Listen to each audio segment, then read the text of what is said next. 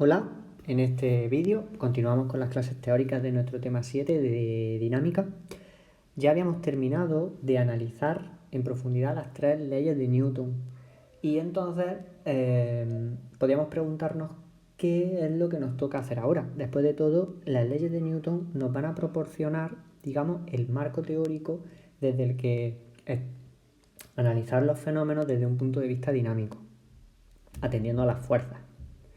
Entonces podríamos pensar que nuestro trabajo ya ha terminado porque ya hemos definido el proceso teórico y ya podríamos ir analizando caso a caso los fenómenos físicos para intentar desentrañar el origen de las fuerzas, cómo se producen o cómo causan el movimiento, etc.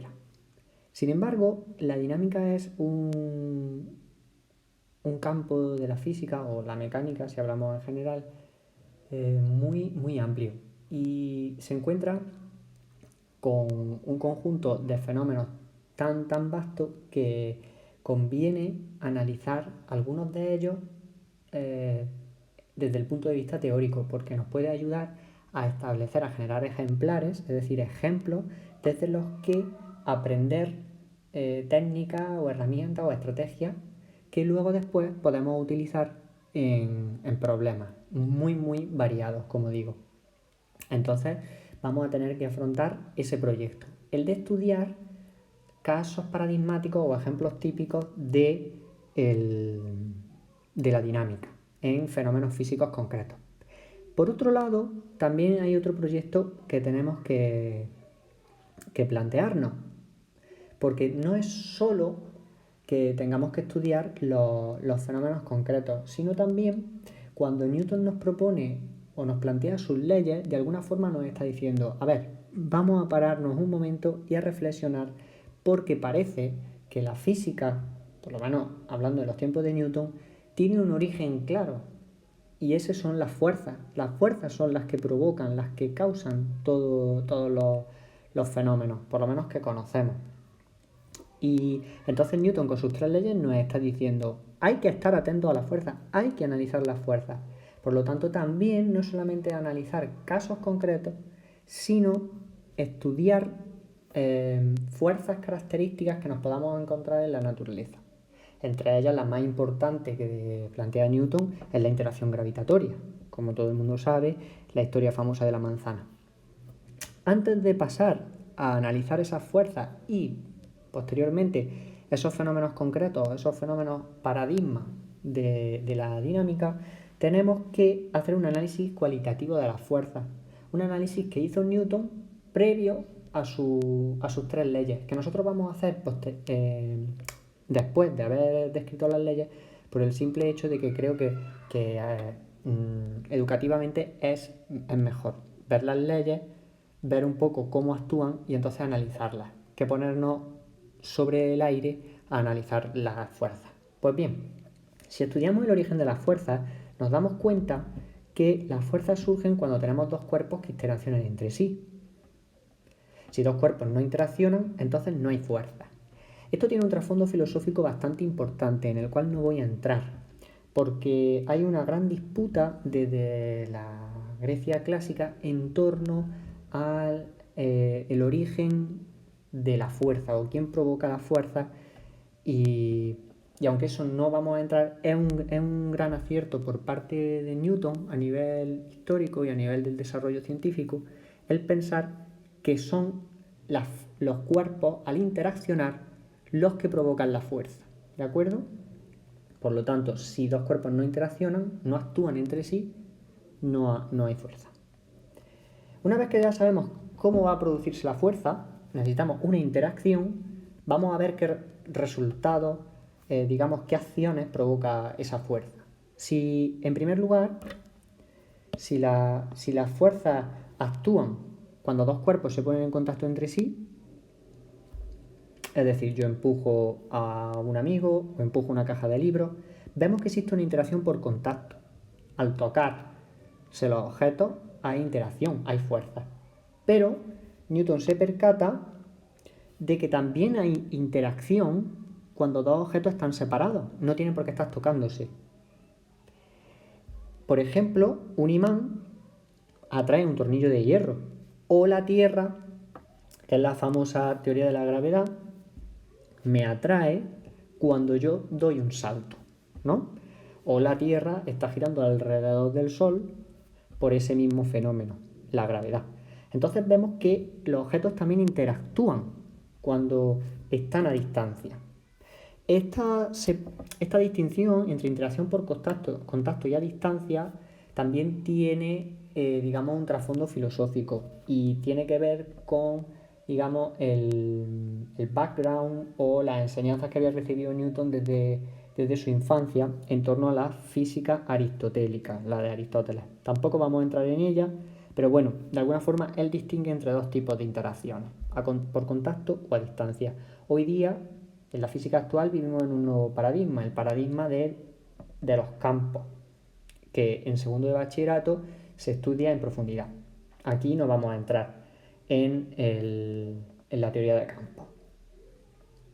Y por último, vemos que no solamente las fuerzas producen cambios en el estado de movimiento, cosa que ya sabíamos por la segunda ley de Newton, sino que también las fuerzas son causantes de las deformaciones de los cuerpos. A la vista está, si yo cojo un muelle y lo estiro, veo que ese muelle se deforma. Si cojo un trozo de plastilina, cojo una botella de plástico, en función del tipo de deformación que pueda producir la fuerza, pues encontramos distintos tipos de cuerpos.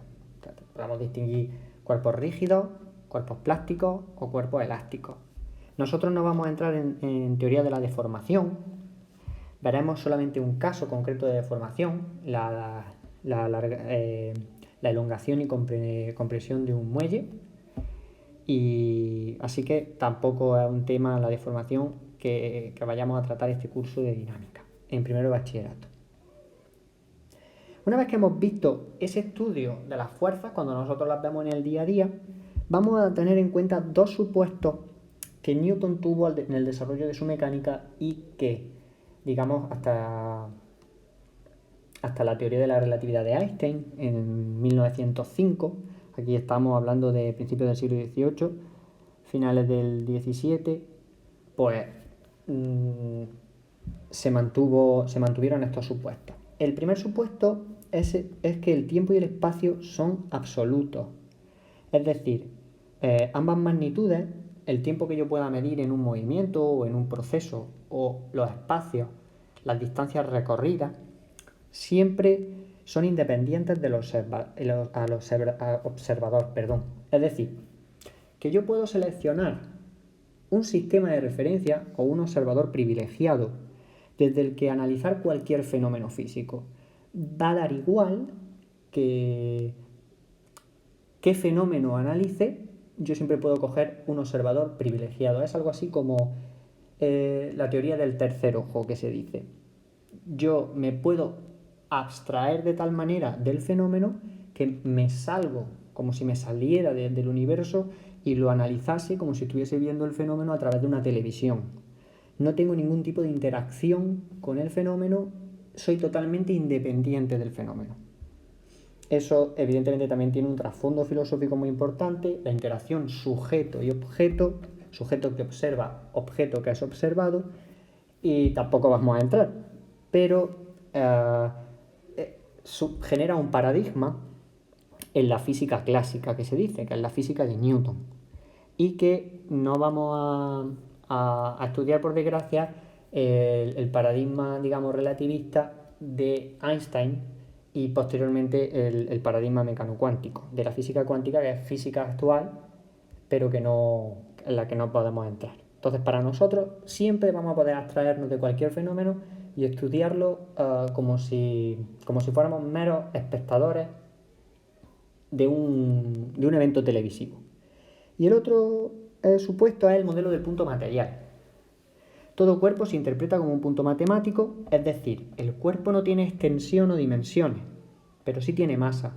Esto facilita el trabajo enormemente, y ya lo comenté en un vídeo anterior, porque cuando nosotros analizamos la interacción entre cuerpos, pensad lo difícil que puede ser o cómo se puede complicar el ejercicio si tenemos que tener en cuenta la extensión de un objeto.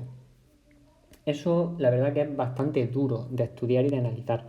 Hay modelos que consideran la extensión, pero digamos que no con toda la dificultad que pueda tener, como el modelo del sólido rígido y, y otro tipo de modelos. Pero para nosotros cualquier objeto va a ser un mero punto matemático que tiene masa. Eso sí, la masa que tenga el objeto de por sí. Y eso va a facilitar el trabajo enormemente. ¿Vale? Sí interesa decir que el modelo del punto material no es el único modelo que se aplica en la mecánica de Newton, pero va a ser el que nosotros vamos a estudiar. Es el modelo más sencillo y nos permite, a pesar de ser un modelo que simplifica mucho el fenómeno, nos da resultados que se asemejan enormemente a los experimentos, a los resultados de los experimentos.